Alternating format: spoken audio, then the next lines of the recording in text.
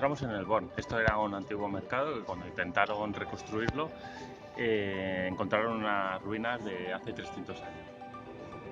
Ahora iremos a visitarlas. Estamos dentro de unas jornadas que se llaman IN, en el cual te explican todo el interior de todos los museos, no la parte visible, la que puedes ver en exposición normal, sino toda la parte de atrás, documentación y todas lo que hay detrás para que se pueda exponer una obra de arte. Hemos visitado el Museo de la Música, el Museo de Diseño, nos queda el de Historia y ahora estamos en el Born, así que estamos esperando ya para entrar.